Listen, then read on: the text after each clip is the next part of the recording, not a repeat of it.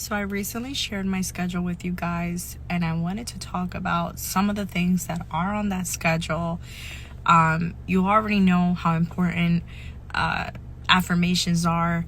I did them with a twist. The way that I would do them is making sure that I made myself understand why these affirmations were valid, even if they weren't real at the time. I found a way to make it real for me, and so that my brain can subconsciously adopt that belief without any objections. You know, we have a little voice in our minds that tries to talk down on us, convince us otherwise, or even worse, just let us know that we're not doing good enough, that we're not good enough, that we're not where we need to be. So just kind of like beating it in its own game. And so with every affirmation, whether it's I'm a genius because I'm not afraid to be wrong. Every time I understand I am wrong, I look for the answer and I readjust myself. I'm not afraid to grow, to learn, to make mistakes, to try again.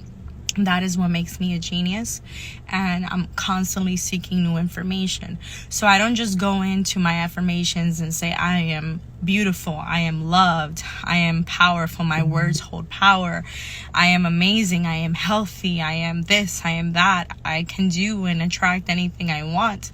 I make sure I follow it with a statement. And it doesn't have to be the same every day. You can twist it around and, find new ways to kind of set it in stone for yourself and for your subconscious mind, so that it's there and and so that belief can be shaken. It can be taken away from you. So that's my twist to affirmations. I don't just say whatever. Now, when it comes to the visualization, I got tongue-tied. Visualizations, I try to either put a screensaver on my TV, or I go in my journal and look at the photos I have on my little vision notebook, or I close my eyes and I try to visualize what I want for myself, and I visualize it in a way as if I'm already living it, and I try to involve the feelings that come with you living it and you having it and it being real in your life. Like, how would you feel if that was your reality right now? So I visualize it and I feel it as if it was happening right now. Meditations are very important. I feel like they not only train your mind to be obedient to you, to make you the master of thoughts. That means that no unwanted thought can enter your body or your mind, because you're in control of your mind. And like anything else, it takes practice. You have to constantly, practice the meditation, push away thoughts, go back to clarity, to nothingness. And as you do it often, that muscle continues to grow and get stronger.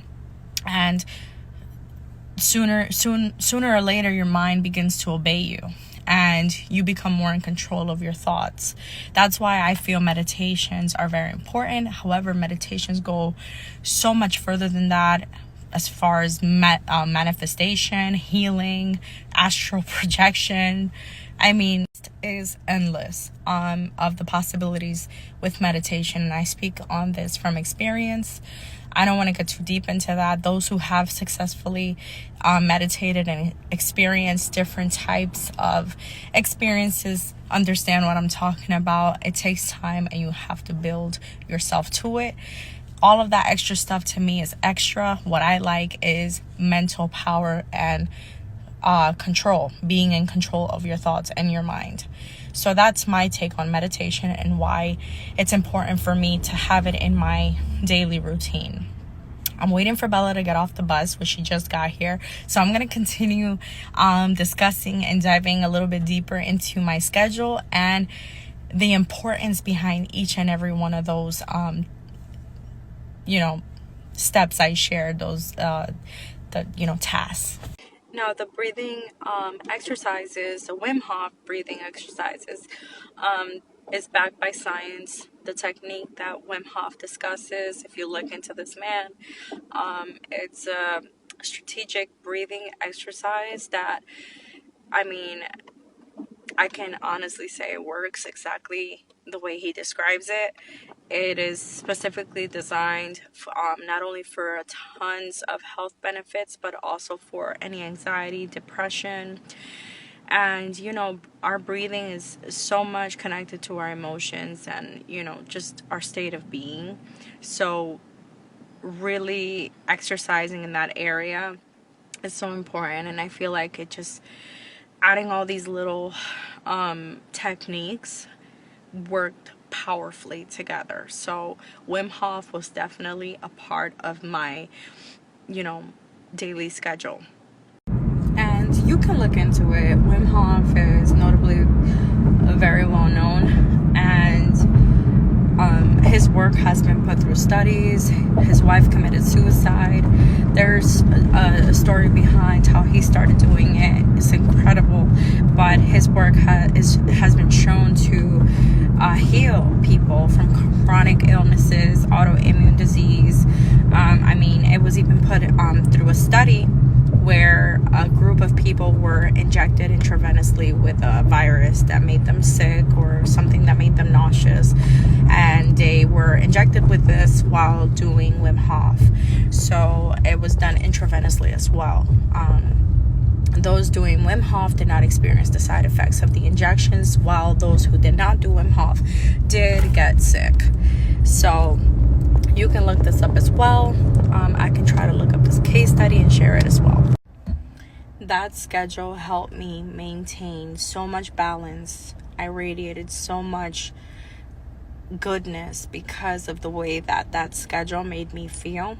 Every detail on that schedule, if done, consistently, just even in 2 weeks, you'll feel like you're in a different realm. That's how powerful it is. You're able to receive information differently. You're, thinking differently. You're feeling differently. And you just feel like you're just not connected to reality. Like you're just on another plane. So, of course, I only tapped into explaining the ones that might not be so familiar to you guys. The rest is really self-explanatory. The scraping of the tongue was just me. That's just something that I did. The exercise is so important for me. Like, I felt like it was just everything. Like, you feel stronger. You feel like you can beat yourself, like you're in competition with yourself, and you're being better than the you from yesterday. You're running faster than the girl that started a week ago. So it's a healthy thing to do, not only physically but also psychologically, to continue to break through barriers, and it works all together. It aligns all together. So from that to constantly learning and fueling your mind information from areas that you need assistance with. For example, maybe you're struggling with emotional intelligence or your femininity. So on your downtime, you may want to look at women who have mastered that area so that you can become better in that area, etc. When you take a look at yourself on how you can become a better person versus comparing yourself to where someone else is or what someone else has, you're like looking at yourself, being self-aware, self-conscious in a positive way, and you're putting one foot in front of the other to become the best version of you. I think that sets the tone for everything else that follows thereon for your life. So if you're mastering your health, if you're mastering your mind, if you're refining your bad habits, your bad qualities, it's okay to admit you have them. It's okay to not pretend that you're perfect. It's okay to understand that you're not, as aesthetic as you appear, and that, you can become better, that you can learn, that you can change. A lot of people think they don't need to change, that makes them fake. No, you can change. So kind of like when it comes to watching podcasts, or YouTube videos or anything. Don't just watch some random stuff. Take a look at your life. Take a look at yourself. Take a look at how you think. Take a look at how you react during arguments. Take a look at how you interact with others. Take a look at who you're friends with. Take a look at your daily habits. Take a look at the things you really don't like about yourself, and then look up who's doing it better than you, and take what you want from it and leave what you don't want from it, and continue to learn yourself and become better. So what I said about the podcast and all that, that's the way that I approach that area. I just wasn't watching just anybody, and I wasn't just consuming just anything. Lastly, I want to remind you that this schedule is so amazing. Like, so amazing that I stand very strong on it. It is powerful, and it's a schedule that I've been struggling to go back to ever since life got chaotic for me. I know the power that it holds, and I think that I haven't kind of made peace with the fact that my life has changed, and I want my schedule to be identical to how I had it. And I want to remind you that even if your life is hectic or whatever, I'm gonna give you the same advice I am gonna give myself. The only time the schedule worked the best for me was when I wasn't looking at a specific time to satisfy the tasks on the schedule. So what I mean by that is that as long as you do them, it doesn't have to be at a specific time. Just do them. That's all that matters.